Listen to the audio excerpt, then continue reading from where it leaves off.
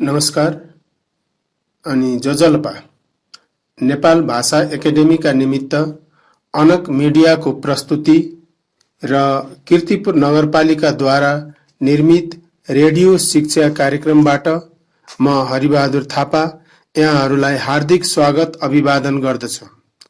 यस नगरपालिकाको वडा नम्बर 6 स्थित आदिनाथ माध्यमिक विद्यालयको म गणित शिक्षक। आज कक्षा 10 को अनिवार्य गणित विषय लिएर उपस्थित भएको छु। विद्यार्थी भाइ बहिनीहरू, हामीले यो भन्दा अगाडि चक्रीय ब्याज सम्बन्धी कक्षा सञ्चालन गरेका थियौं र उक्त कक्षामा चक्रीय ब्याज भनेको के हो, चक्रीय ब्याज र साधारण ब्याजमा के कस्तो भिन्नता छ जस्ता विषयहरूमा छलफल गरेका थियौं। आज हामी चक्रीय ब्याज निकाल्ने विभिन्न तरिकाहरूको बारेमा छलफल गर्नेछौं। विद्यार्थी भाइ बहिनीहरू, यो ब्याज मूलतः दुईटा तरिकाले निकाल्न सकिन्छ। पहिलो डेफिनिसन मेथड अनुसार र दोस्रो फर्मुला मेथड अनुसार। डेफिनिसन मेथड अनुसारको कुरा गर्दा हामीले चक्रीय ब्याज भनेको के हो भन्ने कुरा बुझ्नु जरुरी छ र यो वास्तवमा साधारण ब्याजहरूको योगफल हो, अर्थात आवधिक साधारण ब्याजहरूको योगफल नै चक्रीय ब्याज हो भन्ने कुरा बुझ्न जरुरी छ। यसबाट के प्रष्ट हुन्छ भने यो विधिमा एसआई बाट नै सीआई निकाल्न सकिन्छ। एसआई सिम्पल इन्ट्रेस्ट साधारण ब्याज, सीआई कम्पाउन्ड इन्ट्रेस्ट चक्रीय ब्याज। अब जाउँ फर्मुला मेथडको बारेमा। फर्मुला मेथड अनुसार हिसाब गर्दा यस सम्बन्धी विभिन्न सूत्रहरूको प्रयोग गरेर चक्रीय ब्याज निकालिन्छ। यसलाई एउटा उदाहरणबाट प्रष्ट पारौँ है। जस्तै यो भन्दा अघिल्लो कक्षामा हामीले लिएको समस्यालाई नै पुनः प्रस्तुत गरौं। विपिनले एक वर्षमा ब्याज तिर्नुपर्ने शर्तमा अर्को व्यक्तिबाट वार्षिक 10% ब्याज दरमा 2 वर्षका लागि रु 5000 ऋण लिए, तर उनले सो शर्त अनुसार ब्याज तिर्न सकेनन् र 2 वर्षपछि एकैचोटी ब्याज बुझाउँदा कति चक्रीय ब्याज तिर्नु पर्ला? भाइ बहिनीहरू, यो त भयो हाम्रो छलफलका निमित्त प्रस्तुत गरेको समस्या। अब यसको समाधानतिर लागौं।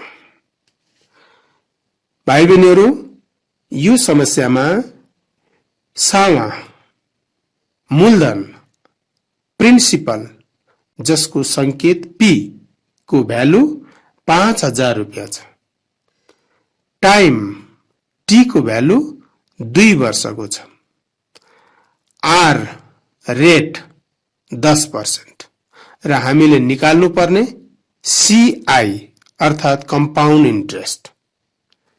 अब भाइ बहिनीहरू, 2 वर्षको ब्याज निकाल्नु छ भने यसको पहिलो वर्षको ब्याज निकालौं।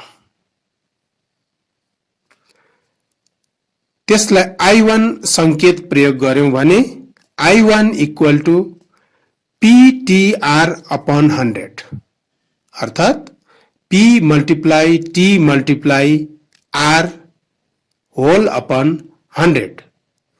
यो सूत्रमा P, T र R को मान प्रतिस्थापन गर्दा 5000 multiply 1 multiply 10 होल अपन 100 हुन्छ। अब यसको हिसाब गर्दा 500 रुपैयाँ पहिलो वर्षको ब्याज हुन आउँछ। भाइ बहिनीहरू, यो ब्याज यदि विपिनले पहिलो वर्षको अन्त्यमा तिर्न सकेको भए उनलाई दोस्रो वर्षमा सुरुको सामाको मात्र ब्याज तिरे पुग्थ्यो, ब्याजको ब्याज तिर्नु पर्ने थिएन। अर्थात् दोस्रो वर्षमा पनि उनले 500 रुपैयाँ नै तिर्दा पुग्थ्यो, तर उनले पहिलो वर्षमा यो ब्याज तिर्न नसकेको हुनाले अब दोस्रो वर्षमा ब्याजको हिसाब गर्दा पी को भ्यालु 5000 प्लस पहिलो वर्षको ब्याज 500 गरिकन 5500 रुपैयाँ हुन्छ, टाइम दोस्रो वर्षको मात्रै ब्याज हिसाब गर्ने भएकोले 1 वर्ष हुन्छ। भाइ बहिनीहरू, यहाँ टाइमको भ्यालु हामी झुकिन पनि सक्छौं किनकि 2 वर्षको ब्याज निकाल भनेको छ, त्यसैले टाइमको भ्यालु कतै हामी 2 प्रयोग गरौँला। तर पहिलो वर्षको अलग्गै दोस्रो वर्षको अलग्गै ब्याज निकाल्दा 1-1 वर्ष समय प्रयोग गर्नुपर्ने हुन्छ। यसमा रेट 10% नै भयो।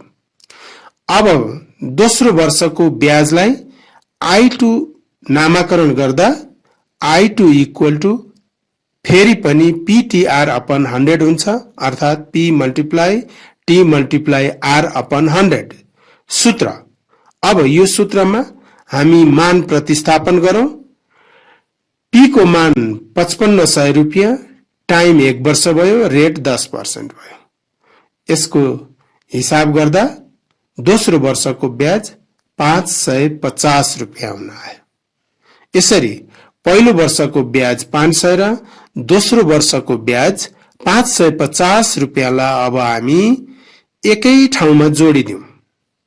यसो गर्दा यो कुल 1050 रुपैयाँ हुन्छ र यो नै वास्तवमा 2 वर्षको चक्रीय ब्याज हो। भाइ बहिनीहरू, अब हामी यसरी पहिलो तरिका अनुसार अर्थात् यो परिभाषाको तरिका अनुसार SI बाट नै CI निकाल्न सकिँदो रहेछ भन्ने कुरा प्रष्ट भयो। यस अनुसार हरेक अवधिको साधारण ब्याज छुट्टा छुट्टै निकाल्ने र निकालिसकेपछि सबैलाई जोड्ने चक्रीय ब्याज बन्दछ। भाइ बहिनीहरू, यो विधि थोरै अवधिहरूको लागि सजिलै भए पनि धेरै अवधिहरूका लागि पटक पटक ब्याज निकाल्नु पर्ने भएकोले झन्झटिलो हुन सक्छ। त्यसैले अब हामी लागौं दोस्रो विधितर्फ, अर्थात् सूत्र प्रयोग गर्ने विधितिर। र यो सूत्र प्रयोग गर्ने विधिमा हामी सानो कक्षामा I equal to A minus P भन्ने सूत्र जान्दै आएका छौं, पढ्दै आएका छौं। त्यही सूत्रलाई प्रयोग गरेर इन्ट्रेस्ट निकाल्न सकिन्छ। यहाँ पनि हामी कम्पाउन्ड अमाउन्ट निकाल्छौं र त्यसबाट प्रिन्सिपल भ्यालुलाई माइनस गरिदिँदा इन्ट्रेस्ट आउँछ। जस अनुसार CA equal to P multiply अथवा P times 1 plus R by 100 को पावर T। भाइ बहिनीहरू, यसलाई कापीमा लेख्दा CA इक्वल टु P सानो ब्राकेट ओपन गर्ने 1 प्लस R% अर्थात् R अपन 100 लेखेर सानो ब्राकेट क्लोज गर्ने, त्यसपछि T पावर राख्ने। यसरी यो सूत्र लेख्न सकिन्छ र यो सूत्रमा मान प्रतिस्थापन गर्दा P को मान 5000, रेट 10 भइगयो, टाइम 2 यो अनुसार अब क्याल्कुलेसन गर्दा कम्पाउन्ड एमाउन्ट सीए को भ्यालु 6050 रुपियाँ आउँछ। भाइ बहिनीहरु, यो 6050 रुपियाँ जे आयो यो सबै ब्याज होइन, यो अमाउन्ट हो। यो भनेको अर्थ यो सामा र ब्याज गरिकनको एकमुष्ट रकम हो। अब यसबाट हामीले सामालाई अलग्याइदियौं भने बाँकी रहेको पैसा ब्याज हुन्छ। अर्थात CI equal to CA minus P सूत्र प्रयोग गर्दियौं। यसो गर्दा CA को ठाउँमा 6050 माइनस P को ठाउँमा 5000 राख्दा फेरि पनि चक्रिय ब्याज 1050 रुपियाँ नै हुन आउँछ। र यो तरिकाले हिसाब गर्दा दुईवटा सूत्रहरूको प्रयोग गर्नुपर्ने अवस्था देखियो। एक पटक CA को सूत्र प्रयोग गरेर CA निकाल्ने, अर्को पटक CI equal to CA minus P सूत्र प्रयोग गरेर अनि CI निकाल्ने। भाइ बहिनीहरु, यसलाई यसरी दुई पटक सूत्र प्रयोग गर्नु नपर्ने गरी एकै पटकमा पनि गर्न सकिन्छ। त्यसको लागि एउटा सूत्र प्रयोग गर्नु पर्दछ, जस अनुसार CI equal to P times 1 plus R by 100 को पावर T माइनस 1 हुन्छ।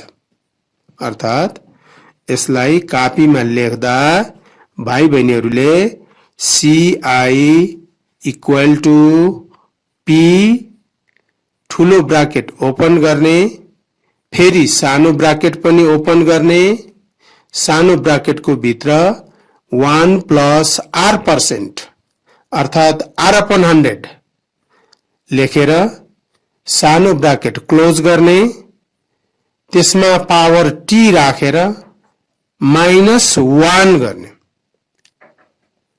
त्यसपछि ठुलो ब्राकेट पनि क्लोज गर्ने। यसरी यसको सूत्र लेख्न सकिन्छ। अलिकति कम्प्लेक्स छ। अब यो सूत्रमा मानहरू सब्स्टिट्युट गर्दै जाउँ, क्याल्कुलेसन गरौं र यसको फाइनल क्याल्कुलेसन यसबाट एकैचोटी 1050 रुपियाँ कम्पाउन्ड इन्ट्रेस्ट को रूपमा आउँछ। यसरी अब दुवै विधिलाई एकचोटी समीक्षा गरौं है त। पहिलो विधि बुझ्ने हिसाबले, कन्सेप्ट क्लियर गर्ने हिसाबले उपयुक्त छ भने लामो हिसाबहरूका लागि त्यति उपयुक्त छैन। दोस्रो विधि प्रयोगका हिसाबले छोटो, छरितो, सजिलो छ। त्यसकारण अब हामी हिसाब गर्ने सिलसिलामा पहिलो विधिलाई अर्थात सूत्र प्रयोग गर्ने विधिलाई त्यति धेरै प्राथमिकता दिँदैनौं र दोस्रो विधि अर्थात सूत्र प्रयोग गर्ने विधिलाई नै प्राथमिकता दिन्छौं। त्यसैलाई प्रयोगमा ल्याएर हिसाबहरू गर्ने गर्दछौं। भाइ बहिनीहरू, अब म चक्रिय ब्याजका विभिन्न पद्धति प्रणालीहरूको बारेमा कुरा गर्न गइरहेको छु। हाम्रो कोर्सको हिसाबले दुईवटा सिस्टमहरूमा हामी कुरा गर्छौं।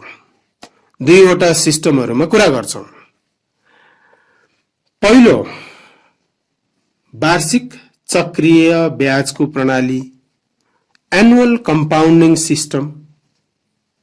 दोस्रो अर्धवार्षिक चक्रिय ब्याजको पद्धति, सेमी एनुअल कम्पाउन्डिङ सिस्टम। भाइ बहिनीहरू, एनुअल कम्पाउन्डिङ सिस्टममा एक वर्षमा ब्याजको हिसाब गरिन्छ, त्यो अवधिमा ब्याज तिर्न पर्छ। ब्याज तिरे त्यसपछिको अवधिमा सुरुको सामाको मात्रै ब्याज तिरे पुग्छ, ब्याजको ब्याज तिर्नु पर्दैन।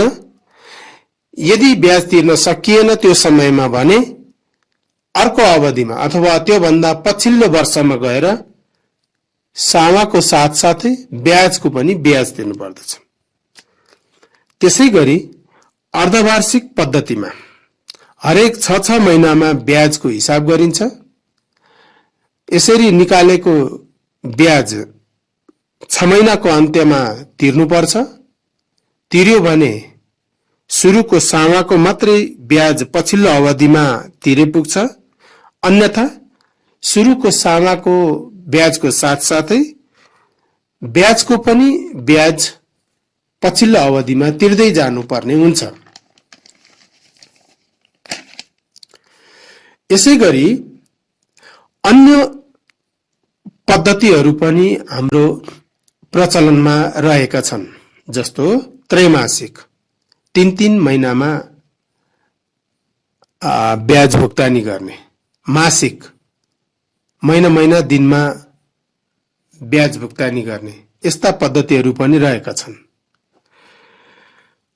अब हामी कोर्सको हिसाबले खास गरिकन दुईटा पद्धतिसँग सम्बन्धित सूत्रहरूको बारेमा चर्चा गर्नेछौँ।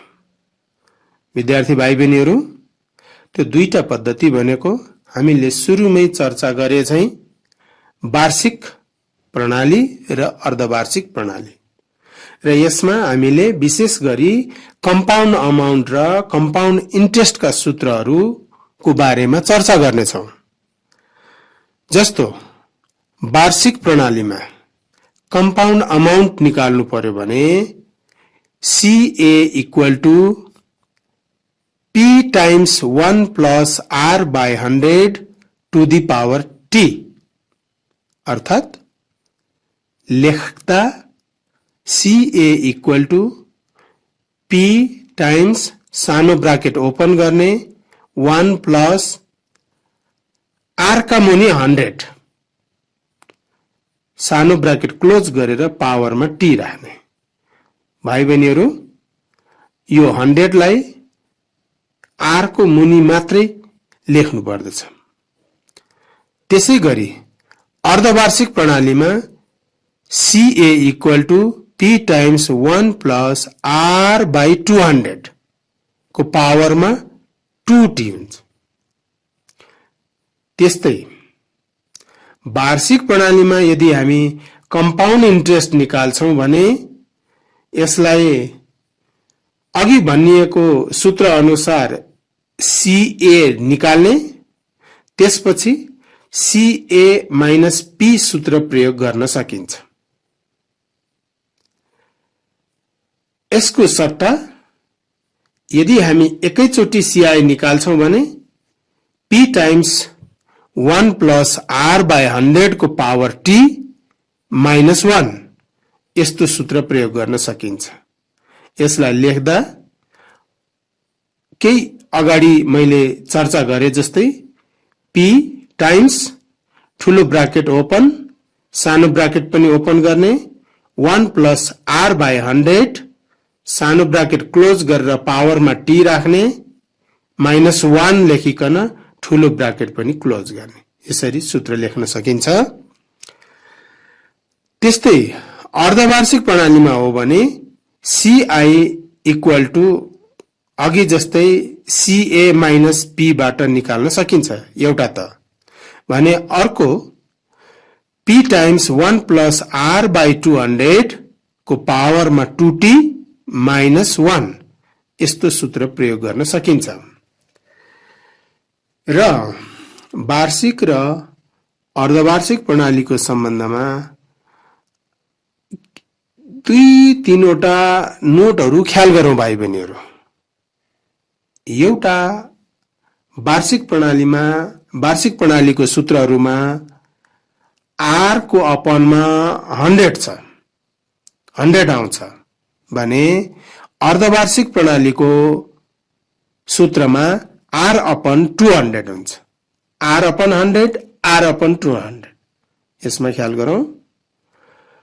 त्यस्तै वार्षिक प्रणालीको सूत्रमा T हुन्छ भने अर्धवार्षिक प्रणालीको सूत्रमा 2t हुन्छ पावरमा, t र 2t। त्यस्तै अर्को एउटा ख्याल गर्नुपर्ने कुरा, वार्षिक प्रणालीमा t को भ्यालु होल नम्बरमा हुन्छ भने अर्धवार्षिक प्रणालीमा 2t को भ्यालु होल नम्बरमा हुनुपर्छ। र हिसाब गर्ने सिलसिलामा हिसाबले वार्षिक प्रणाली तोकेको छ भने वार्षिक प्रणाली अनुसार गर्ने, अर्धवार्षिक प्रणाली तोकेको छ भने अर्धवार्षिक प्रणाली अनुसार गर्ने। कुनै पनि प्रणाली तोकेको छैन, कहिलेकाहीँ समस्याले वार्षिक अर्धवार्षिक खुलाएको हुँदैन, यस्तो अवस्था छ भने हामीले वार्षिक प्रणालीबाट गर्नुपर्छ भन्ने कुरा बुझ्ने। त विद्यार्थी भाइ बहिनीहरू, हामीले यतिन्जेल साधारण ब्याज र चक्रीय ब्याजको बारेमा समस्या सहित विस्तृतमा चर्चा गर्यौं। अब हामी यी दुईटा ब्याजहरूको दैनिक जीवनमा के कस्तो प्रयोग हुन्छ, के कसरी प्रयोग हुन्छ भन्ने बारेमा केही छलफल गरौँ है। पहिलो त सामान्यतया बैंक, सहकारी, फाइनान्स आदिले ऋणमा चक्रीय ब्याज प्रणाली अपनाएका हुन्छन्। अर्थात् बैंकबाट, सहकारी वा फाइनान्सबाट हामीले ऋण लिएका छौं भने चक्रीय ब्याज लिन्छन्, हामीले चक्रीय ब्याज तिर्नुपर्ने हुन्छ। दोस्रो, यदि हामीले यस्ता संस्थाहरूमा बचत गरेका छौं भने पनि चक्रीय ब्याज प्राप्त गर्छौं। तेस्रो, विभिन्न कम्पनीहरूले आफ्ना शेयरधनीहरूलाई नगद लाभांश वितरण गर्दा सामान्यतया साधारण ब्याजको पद्धति अपनाउँदछन्। चौथो, व्यक्तिगत हिसाबले आफ्नो टोल, घर छिमेकमा एउटा व्यक्तिले अर्को व्यक्तिसँग ऋण सरसापट लिने दिने गरेको छ भने त्यहाँ सामान्यतया साधारण ब्याजको पद्धति अपनाइएको हुन्छ। इत्यादि जस्ता कुराहरू हाम्रो दैनिक जनजीवनमा साधारण ब्याज र चक्रीय ब्याजको प्रयोगका सन्दर्भहरू हुन्। विद्यार्थी भाइ बहिनीहरू, अब म एउटा फेरि समस्या प्रस्तुत गरौँ है। जस्तो प्रिन्सिपलको भ्यालु 2500 छ, टाइम 2 वर्ष छ, रेट 12% छ। अब सिम्पल इन्ट्रेस्ट कति होला, कम्पाउन्ड इन्ट्रेस्ट कति होला अनि डिफरेन्स कति होला? त भाइ बहिनीहरू, यो सजिलो समस्या हो। सबै भ्यालुहरू प्रष्टैसँग दिएको छ। यसमा सिम्पल इन्ट्रेस्ट निकाल्नु छ, त्यसैले सिम्पल इन्ट्रेस्टको PTR अपन 100 भन्ने सूत्र प्रयोग गर्दियौं। त्यसमा प्रश्नले दिएका मानहरू राखेर क्याल्कुलेसन गरौं। यसको फाइनल भ्यालु 600 रुपियाँ आउँछ। त्यसैगरी कम्पाउन्ड इन्ट्रेस्टको सूत्र प्रयोग गरौं, त्यसमा मानहरू प्रतिस्थापन गरौं र फाइनल क्याल्कुलेसन गरौं। यो 636 रुपियाँ हुन आउँछ। यसरी सिम्पल इन्ट्रेस्ट र कम्पाउन्ड इन्ट्रेस्टलाई दाँजेर हेर्यो भने सिम्पल इन्ट्रेस्ट भन्दा कम्पाउन्ड इन्ट्रेस्ट 36 रुपियाँले बढी भएको देखिन्छ। अर्थात् दुईटाको डिफरेन्स 36 रुपियाँ। That is SI minus CI is equal to 36 rupees. भाइ बहिनीहरू, कम्पाउन्ड इन्ट्रेस्ट र सिम्पल इन्ट्रेस्टको रेडियो कक्षाबाट प्रसारित भएका दुईवटा कार्यक्रमहरू सुनिसकेपछि तिमीहरूमा अब यस सम्बन्धी अन्डरस्ट्यान्डिङ लेभल राम्ररी डेभलप भयो होला भन्ने मलाई आशा छ।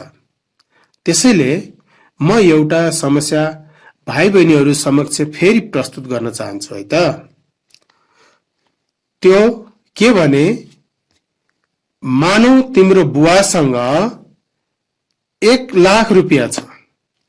उहाँले 2 वर्षका लागि बैंकमा बचत गर्न चाहनुहुन्छ। त्यो बचतमा बैंक ए ले 8% साधारण ब्याज र बैंक बी ले 8% चक्रिय ब्याज दिन्छ।